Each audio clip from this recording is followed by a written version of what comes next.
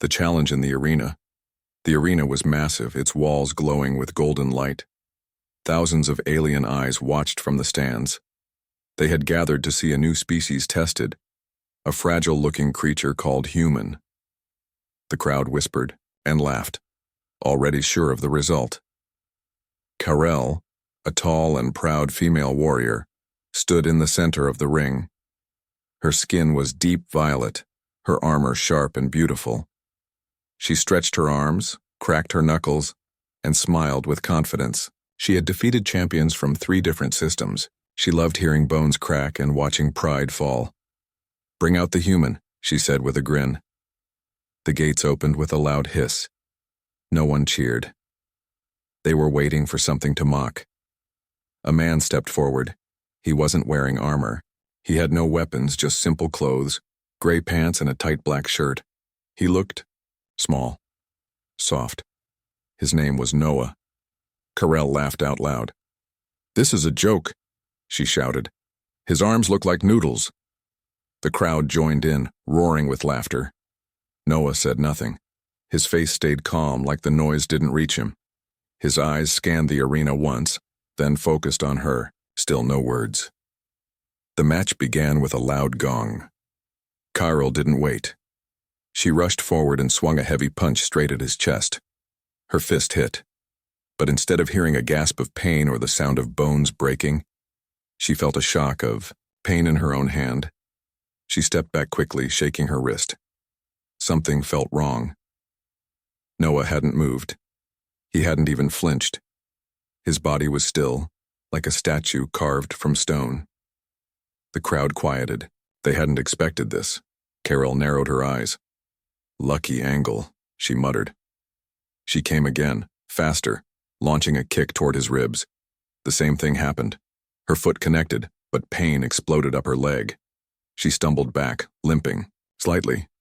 Noah took one step forward, just one, and it sent a chill through the whole arena. There was no rage in his eyes, no show of strength. He looked disappointed, like he didn't want to be there. Karel grew angry. "Fight back," she shouted. "Stop acting like a rock." Noah remained silent. She launched a flurry of strikes, fists, elbows, knees, all trained techniques from her warrior clan. But every time she hit him, she took the damage.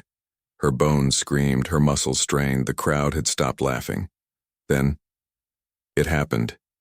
Karel jumped, twisting in midair, trying to land a powerful spinning elbow on his shoulder.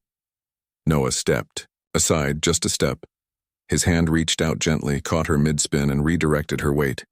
Not a strike, not an attack, just a simple motion. Her body slammed into the ground with a loud crack. She screamed. Pain flooded her side. Her right arm bent the wrong way. The crowd gasped. The medics rushed in, but Noah held up a hand. "She's alive," he said softly. Those were the first words he had spoken. The medic looked at him wide-eyed, then nodded. They checked Karel, confirmed she was breathing, and began treating her arm.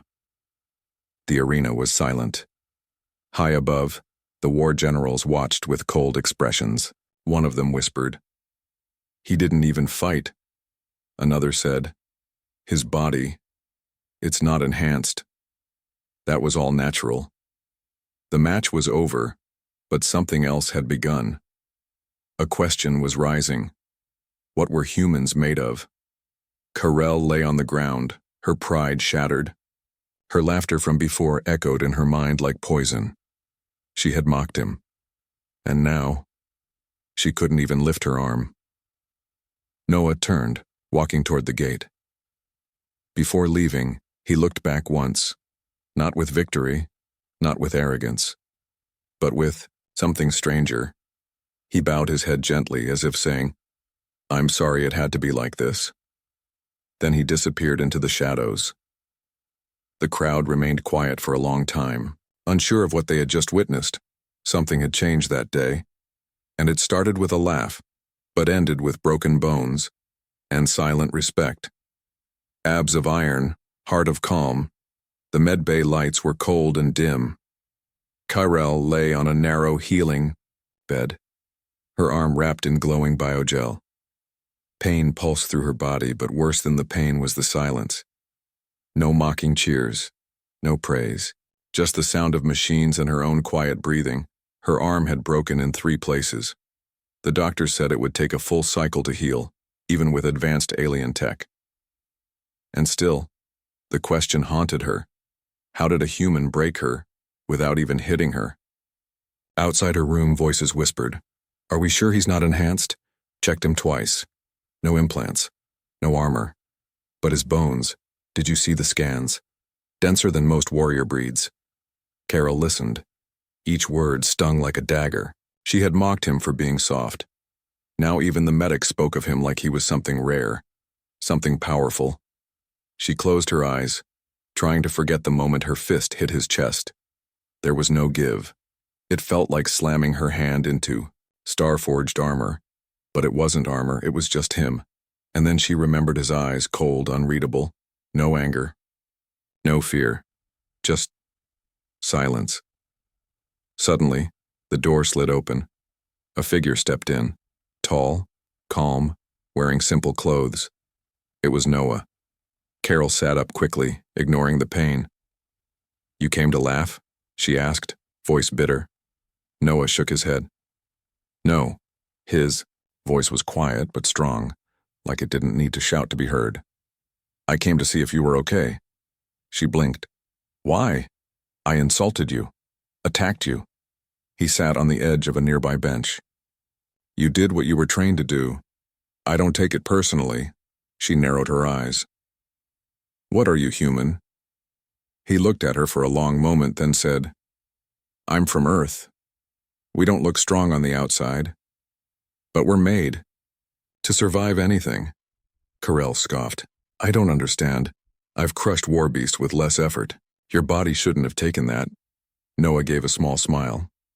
"Our ancestors ran from predators for hours without stopping, hunted for weeks in the cold, fought in wars with nothing but sticks and fire. Pain doesn't scare us. It teaches us." She stared at him, stunned by the calm in his voice. "But you didn't fight me back," she said. "Because you weren't my enemy," he replied. "Then why enter the arena? To show the galaxy that humans aren't what they think." His words echoed in her head. Then he stood. "Rest well. We'll meet again." "You want another fight?" she asked. He shook his head again. "No. I want a conversation." He walked out, leaving her in silence once more. On the upper level of the command hall, High Lords and Xeno commanders gathered. A replay of the match was displayed in holographic form. "Pause," one of them barked. The scene froze as Carol's punch landed on Noah's chest. "Zoom," the other said. They saw the shock travel back into Carol's wrist. Microfractures formed instantly. "He didn't absorb the impact," the elder commander muttered. "He returned it." "But how?" "His skeletal frame is reinforced by nature," a scientist explained. "A compact design. No waste. Every part of him was built for struggle." "A perfect survivor," another whispered. "No," the elder corrected. "A perfect weapon." Later that evening, Carol left the med bay, her arm still healing but her mind racing. She walked the halls of the training deck and found Noah alone, standing under a hanging weight, slowly lifting it with quiet strength. His shirt was off. His back was covered in scars. Old ones. "Not from this arena." She approached. "Those scars. What did that to you?" "Life," he said simply. "I was trained from birth to fight," she told him. "But I've never seen a body like yours. How did you get it?" He placed the weight down gently and turned to face her. "I survive things I don't talk about." Something about the way he said it made her stop asking. "Why not fight back? Why let me hit you?" He shrugged. "Sometimes letting someone throw their best shot tells you more than hitting back." Carell nodded slowly. "You won that match without violence. You humiliated me." "No," he said firmly. "You humiliated yourself when you underestimated me." His words cut deeper than any blade, but strangely, she didn't hate him for it. Instead, she asked, Teach me. He looked surprised. Teach you what? How to be calm. Like you. How to fight without rage. How to survive without pride. For the first time, Noah smiled fully. Okay, he said, but it won't be easy. I didn't ask for easy, she replied. Together they stepped onto the training floor, not as enemies but as something else, something the galaxy would soon learn to fear. The first crack the training room was quiet, too quiet. Its silver walls reflected the pale blue glow of the overhead lights. The air smelled of metal, sweat, and something older, like the ghosts of 1,000 warriors still lingered here. It was the perfect place to test what came next. Karel stood barefoot on the mat. Her arm had mostly healed, though the dull ache reminded her of what happened in the arena. The memory wasn't just pain, it was shame. But now it was also a challenge, a reason to be better. Noah stepped in front of her. His shirt was off again, showing that same body she had mocked. Now she didn't see weakness. She saw something dangerous, something unshakable. We begin now, he said simply. Hit me, she replied without hesitation. No, Noah said. You're not ready to understand the difference between hurting and controlling. First, you learn to breathe. Karel scowled. You want me to breathe? He nodded. Yes. In through the nose, out through the mouth. Like this. She did it, mocking him at first. But after a few minutes, something strange happened. Her heartbeat slowed. Her thoughts became clearer. Her anger softened, even though it was still there. Good, Noah said. Again, an hour passed like that. Breathing, movement, posture, balance. Then he changed it. Strike me, he said. Karel hesitated. Last time she broke her own arm. Go on, he said. She struck, gently, testing her strength. He blocked, redirected her hand and pushed her slightly off balance. She landed on her back with a thud, unharmed but humiliated. You think fighting is about power, he said. But real power is knowing when not to hit. Karel stood up, eyes burning. Then why do your scars say otherwise? Noah was quiet for a moment. Then he spoke. Because sometimes survival is the only option. I didn't win every fight, I just outlasted them. In the halls above the training deck, High Command reviewed reports from around the galaxy. One general pointed to a screen. There's movement along the outer rim. The Graksh warlords are preparing something. They believe humanity is soft. Then they haven't seen what we've seen, another said, bringing up the footage of Noah's arena match. This is no ordinary human. Should we recruit him? The elder asked. The youngest officer shook her head. We already did. He's training one of our own. By week 3, Karel had changed. Her strikes were cleaner, her mind sharper. But something bothered her. Noah, she asked one day, why do you hold back? You never show me your full power. He looked at her seriously. Because once I do, you'll never look at me the same. She thought it was just words, but she was wrong. The breaking point came during a surprise test. Karel was blindfolded. Noah told her to defend herself. He came at her, not gently this time, but fast, silent, deadly.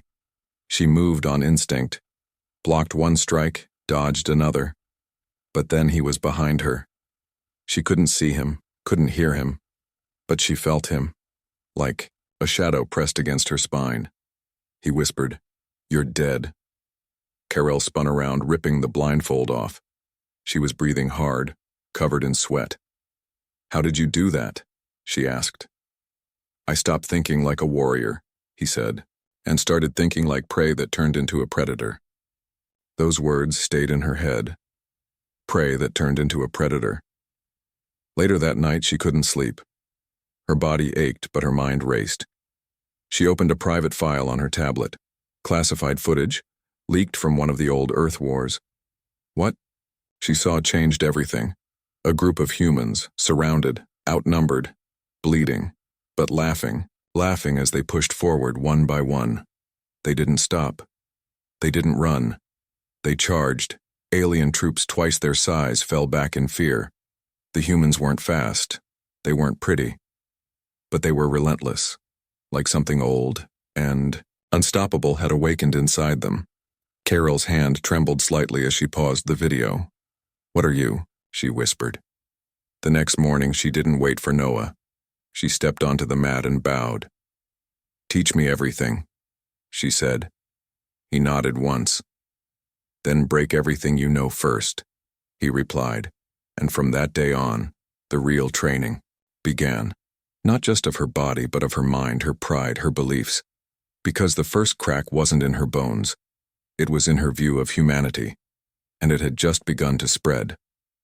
The truth about humans. Carol sat in silence, her legs crossed, arms resting on her knees, eyes closed. She was not meditating. She was listening, trying to feel what Noah had tried to teach her. Not just balance in the body, but in the mind. But her thoughts were loud, louder than the hum of the gravity lights, louder than her heartbeat. "What are you?" she had asked Noah. But the question still haunted her more than his answer. Humans had always been dismissed across the galaxy. They weren't the strongest, fastest, or most advanced. They were spread thin, had no great empire, no great armies. They were seen as simple, emotional, sometimes foolish. But she had touched one, and it was like touching a storm trapped inside a mountain. She had watched Noah move with more control than any champion she knew. She had seen him refuse to harm, even when provoked. And now she wanted answers. Real ones.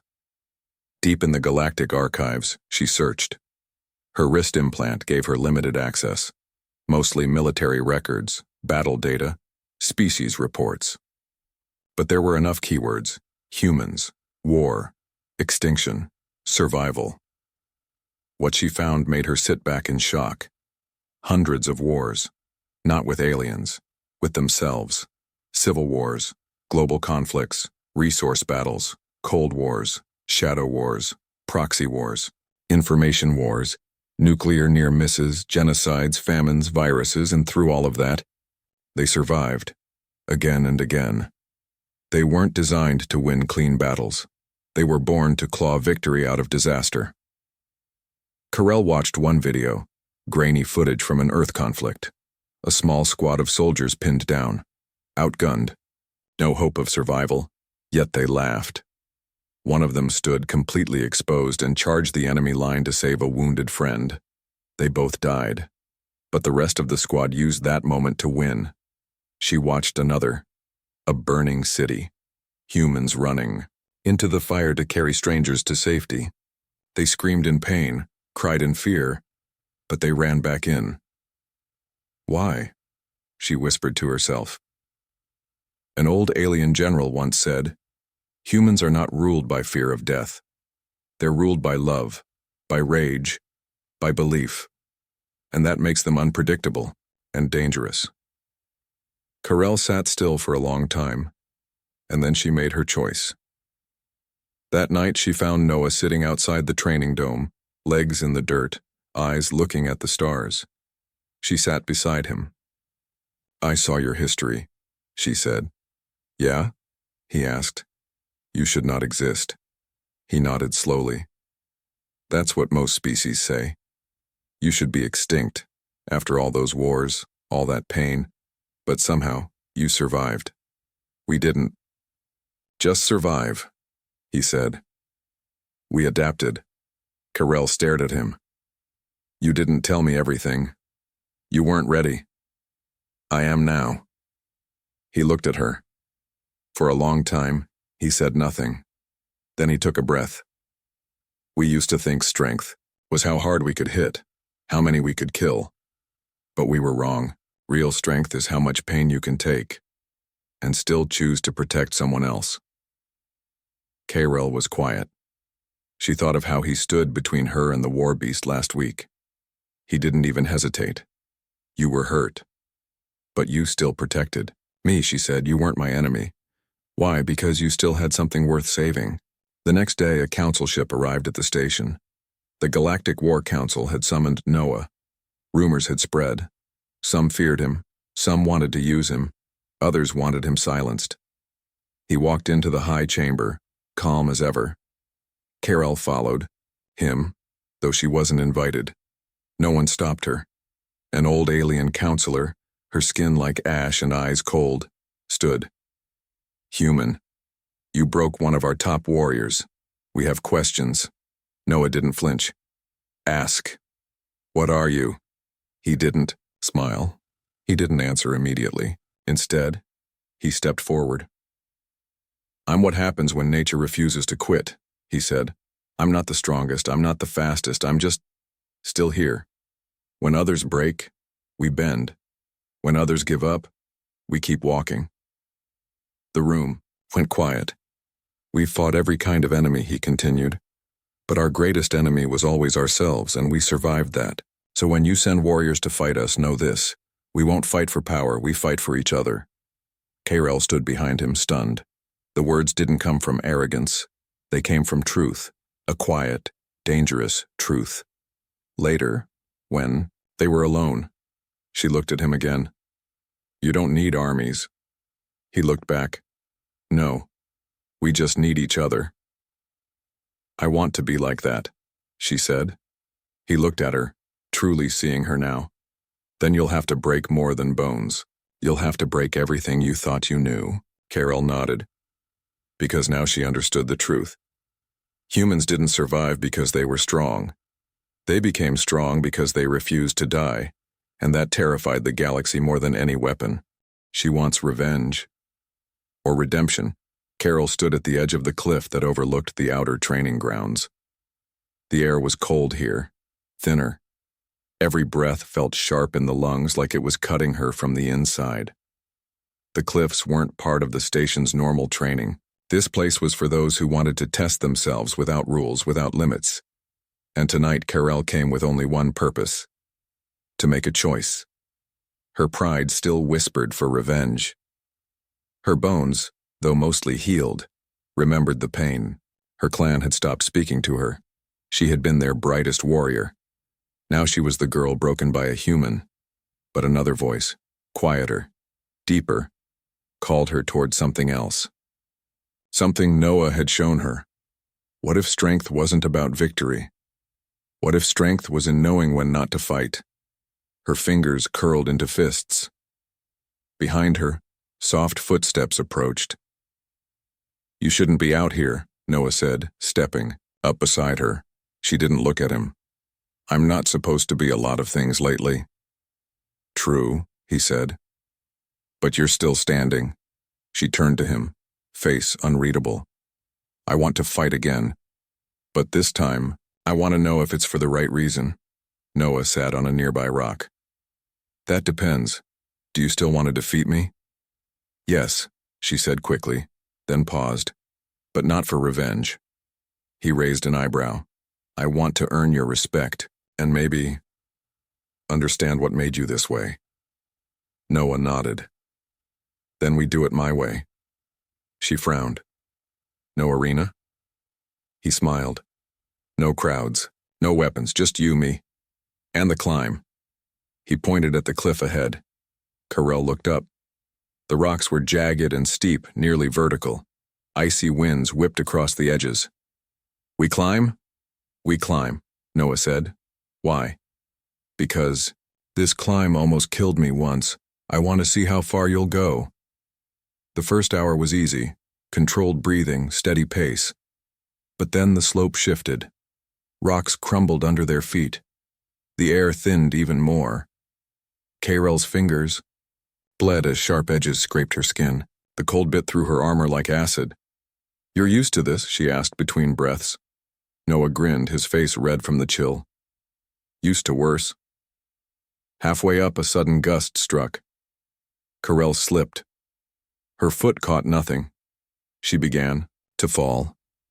But Noah's hand shot out, gripping her wrist. Not hard. Not painful.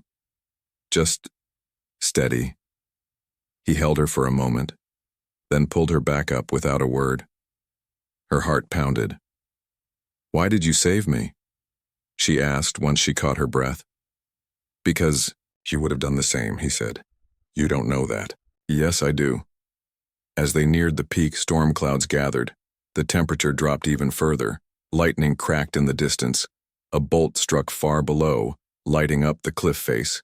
Carol shivered. This is madness. Welcome to my training ground, Noah said. By the time they reached the top, they were both shaking from exhaustion. But the view, it took her breath away. The stars stretched endlessly above them. Below, the galaxy looked small. Quiet. This is what survival looks like, Noah said. Not just strength, endurance. Carol sat down beside him. I never respected it before. I thought strength was about who could hit the hardest. You're not alone, he said. Most of the galaxy thinks that. But it's not, is it? Noah shook his head. No. Strength is choosing to climb when it's easier to fall. Carell looked down at her hands. Bruised, bloody, torn. You never meant to beat me, she said softly. No. You meant to show me. He nodded. A silence passed between them. This time it wasn't awkward. It was heavy, full of truth. Then she asked, Do you think I'm ready? Not yet, he said. But you're close. She nodded. The next morning, something unexpected happened. The station alarms screamed.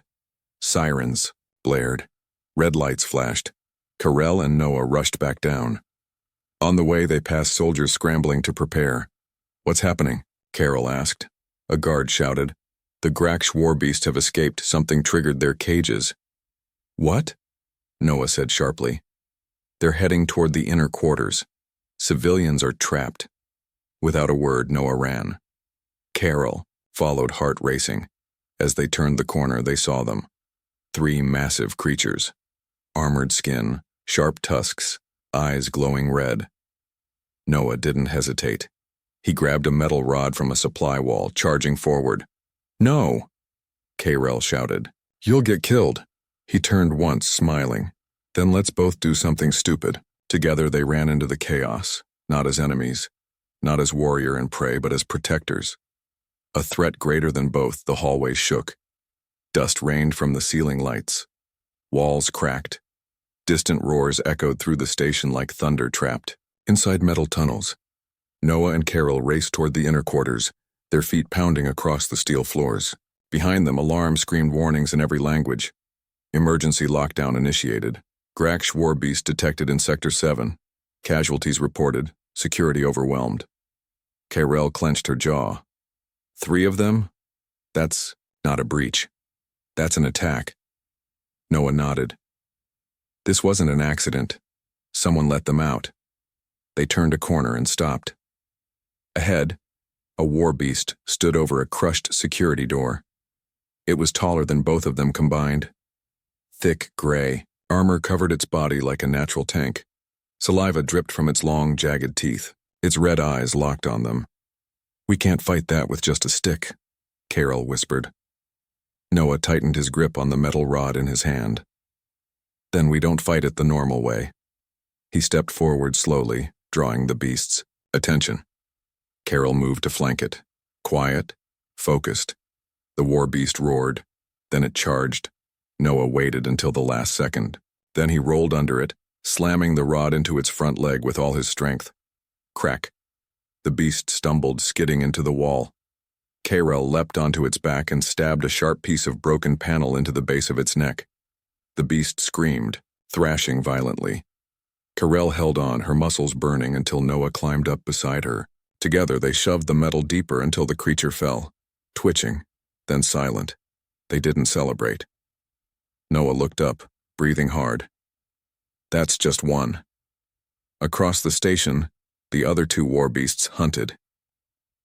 In the nursery quarters, civilians had gathered, younglings, caretakers, elders. Panic spread fast. The doors were locked, but the second beast was already clawing through the side wall. Its body pulsed with rage. Its roars shook the ceiling. Noah and Carol arrived just in time to see the wall bend inward. We split, Noah said. You take the civilians. I'll hold it back. You'll die, Carol snapped. Maybe. But if I don't, they die. He turned to go, but Carol grabbed his arm. Not this time, she said. We fight it together. They ran straight at the beast. Carol threw a sonic flash grenade into its face. Bright light, loud sound. The creature roared and flailed blindly. Noah jumped onto a hanging pipe and launched himself onto its back. Carol followed, slicing through the muscles near its shoulder joint with a shard of ship armor. The beast slammed against the wall. Noah held tight. Carol stabbed again, this time deeper, aiming for the nerve bundle near its spine. Then Noah whispered something Carol barely heard. "You protect what matters." The beast gave one final bone-shaking scream before collapsing in a heap. Blood, heat, and silence filled the room.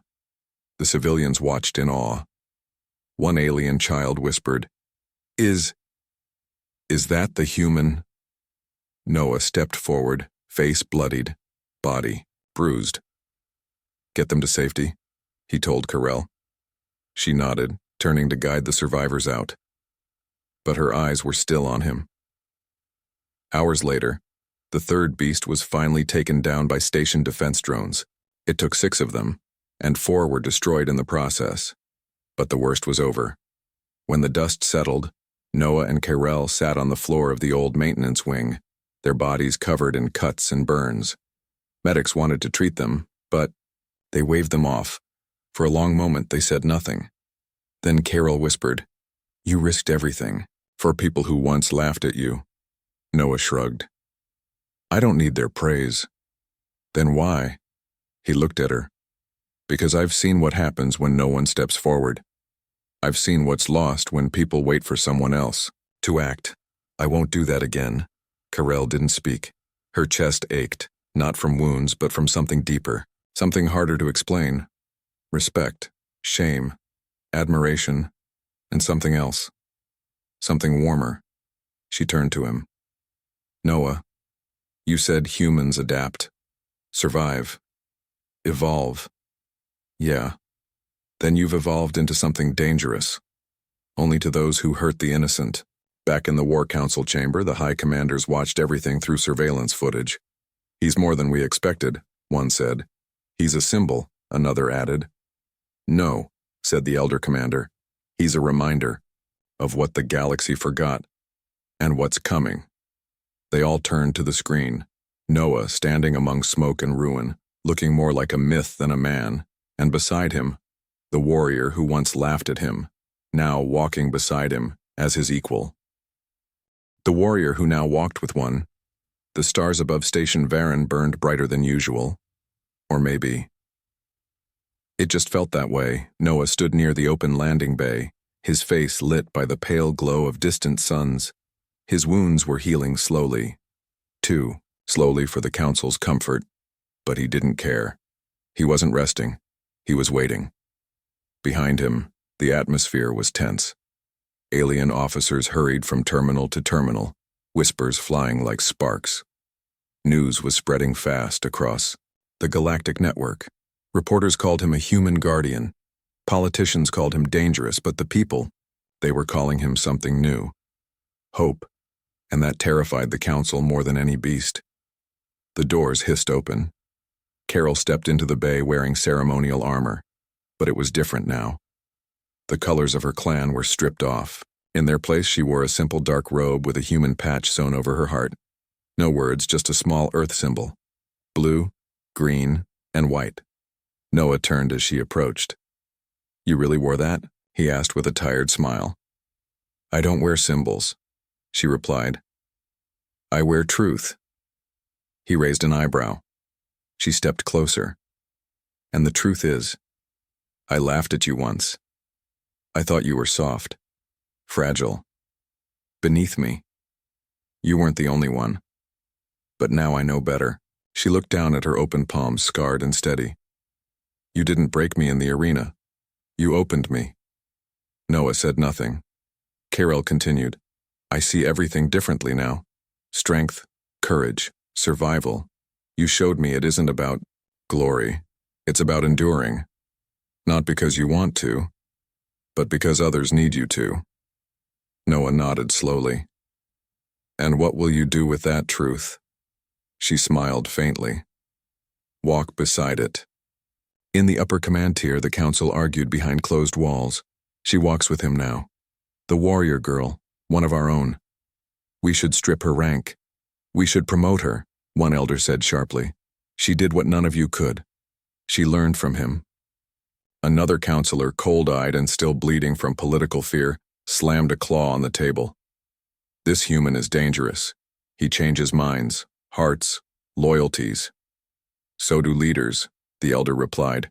But you don't fear leaders. You fear revolutions. And Noah? He is the beginning of one. Meanwhile, in the lower deck housing quarters, young aliens mimicked Noah's movements with sticks and training mats. An old mechanic, once a firm human hater, now told stories of the iron-hearted man who faced monsters with nothing but his arms. One by one, the stories spread, not just of his strength, but of his mercy, his refusal to destroy his enemies, even when he could, his ability to protect, to forgive, and to inspire. Back at the landing bay, Carell looked out into space. They'll come for you, you know, she said. Others, jealous ones, powerful ones. I know, Noah replied, but I won't be alone, she smiled. No, not anymore. A loud beep echoed from the hangar, a message from an unregistered ship orbiting the station. Noah opened the feed. A hollow projection appeared. 3 alien warriors, armed and cloaked. Exiles, bounty hunters, mercenaries, the worst kind. The leader growled, "We don't kneel to humans. We don't kneel to traitors." The girl dies first, then the symbol. The feed cut. Carell looked at Noah. So, they're afraid. Good, he said. Fear makes people choose. And what do we choose? Noah stepped forward, scanning the bay for weapons. We make a stand, not for pride, not for revenge. We stand for the ones still deciding, the ones watching. If they see us fall with honor, they might rise with courage. Carell nodded. Then let's show them how humans fall, and how warriors rise. Hours later, the bounty ship breached atmosphere. They came in fast, loud, angry. But the landing bay didn't hide. Noah stood in front, unarmed. Carell stood beside him, twin blades drawn. They were outnumbered, outgunned, but they didn't flinch. And when the battle began, when fire filled the air and death closed in, something happened. The station doors opened, and others joined them. Security officers, young warriors, even civilians. None of them trained to fight, but all of them trained to believe. In that moment, Carell knew the truth. The human had not just broken her bones that day in the arena. He had broken a chain that the galaxy had wrapped around itself. He had lit a fire, and now it was spreading. When the smoke cleared, the bounty hunters lay broken, not because Noah fought harder, but because he had not fought alone. And for the first time in her life, Carell understood what it truly meant to walk with one.